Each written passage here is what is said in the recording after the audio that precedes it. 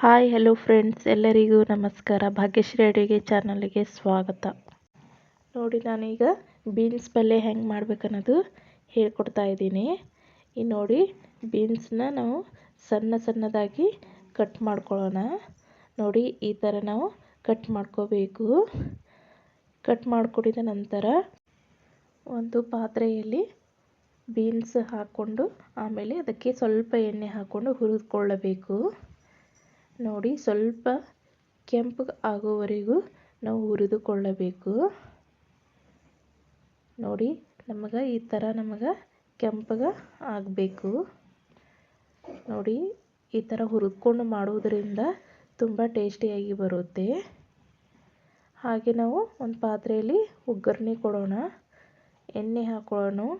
ಅದಕ್ಕೆ ಸಾಸಿವೆ ಜೀರಿಗೆ ಹಾಕ್ಕೊಂಡು ಸ್ವಲ್ಪವು ಚಟಪಟ ಅನ್ನೋ ತನಕ ವೇಟ್ ಮಾಡಬೇಕು.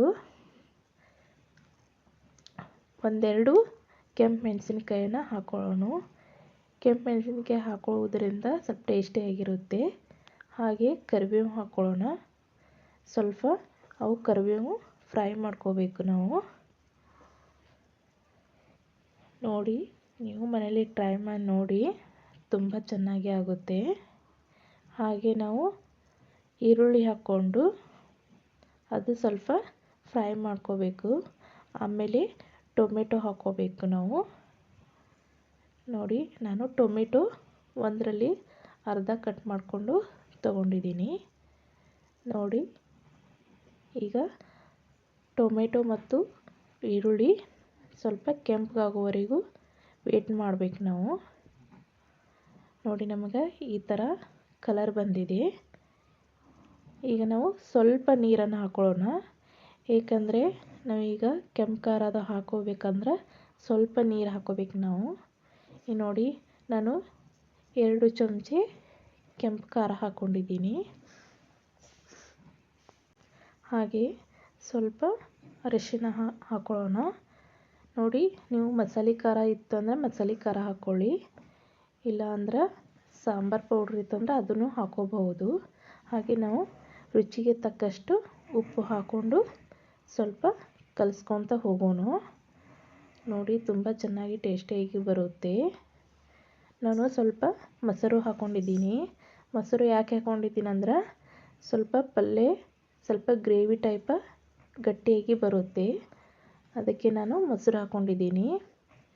ನೋಡಿ, ನೀವು ನೀರು ಹಾಕೋತೀರಲ್ಲ, ಆವಾಗ ಸ್ವಲ್ಪ ಗ್ರೇವಿ ಗಟ್ಟಿಯಾಗಿ ಬರುತ್ತೆ. ಅದಕ್ಕೆ ನಾನು ಮೊಸರು ಹಾಕ್ಕೊಂಡಿದ್ದೀನಿ.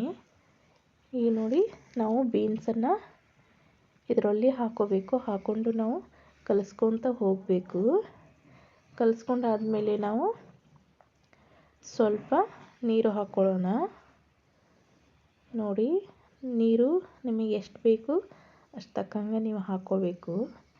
ನೀರು ಹಾಕ್ಕೊಂಡು ಸ್ವಲ್ಪ ನಾವು ಒಂದು 5 ನಿಮಿಷ ನಾವು ಕುದಿಸ್ಲಿಕ್ಕೆ ಬಿಡಬೇಕು. ಏಕೆಂದರೆ ನಮಗದು ನೀರು ಹಾಕ್ಕೊಂಡಿದ್ದೀವಲ್ಲ, ಅದು ನಮಗೆ ಗಟ್ಟಿ ಆಗುತ್ತನ ಸ್ವಲ್ಪ ನೀರು ಹೋಗುತ್ತನ ನಾವು ಕುದಿಸ್ಬೇಕು 5 ನಿಮಿಷ. ನೋಡಿ, ಎಷ್ಟು ಟೇಸ್ಟಿಯಾಗಿರುತ್ತೆ ಅಂದರೆ ಬೀನ್ಸ್ ಪಲ್ಯ ಆರೋಗ್ಯಕ್ಕೂ ಒಳ್ಳೆಯದು. ಬೀನ್ಸ್ ಪಲ್ಯ ನೋಡಿ ಎಷ್ಟು ಚಂದ ಕುದಿಲಾಕತ್ತೈತಿ. ನಾವು ಶೇಂಗಾದ ಪುಡಿ ಹಾಕೋಬೇಕು. ಹಾಕ್ಕೊಂಡು ನಂತರ ಹಾಗೆ ನಾವು ಕೊತ್ತಂಬರಿ ಹಾಕ್ಕೊಂಡಿಲ್ಲ. ಈಗ ನಾವು ಕೊತ್ತಂಬರಿ ಹಾಕ್ಕೋಬೇಕು. ಹಾಕ್ಕೊಂಡು ಮತ್ತೆ ನಾವು ಶೇಂಗಾದ ಪುಡಿ ಹಾಕ್ಕೊಂಡ್ಮೇಲೆ ಮತ್ತೆ ಒಂದು 2-3 ನಿಮಿಷ ನಾವು ಕುದಿಸ್ಲಿಕ್ಕೆ ಬಿಡಬೇಕು. ಅಂದರೆ ನಮಗೆ ಟೇಸ್ಟಾಗಿ ಬರುತ್ತೆ ಶೇಂಗಾದ ಪುಡಿ ಹಾಕ್ಕೊಂಡಿದ ನಂತರ. ನೋಡಿ, ಚಪಾತಿಯಲ್ಲಿ ತುಂಬ ಚೆನ್ನಾಗಿ ಟೇಸ್ಟಿಯಾಗಿ ಬರುತ್ತೆ. ಇದು ಖಂಡಿತ ನಿಮಗೆ ರೆಸಿಪಿ ಇಷ್ಟ ಆಗಿದ್ದರೆ ನೀವು ಸಹ ಇದೇ ರೀತಿ ಟ್ರೈ ಮಾಡಿ ನೋಡಿ. ಕಮೆಂಟ್ ಮೂಲಕ ನಮಗೆ ತಿಳಿಸಿ. ಭಾಗ್ಯಶ್ರೀ ಅಡುಗೆ ಚಾನಲ್ಗೆ ಸಬ್ಸ್ಕ್ರೈಬ್ ಮಾಡಿ, ಶೇರ್ ಮಾಡಿ, ಲೈಕ್ ಮಾಡಿ. ಧನ್ಯವಾದ.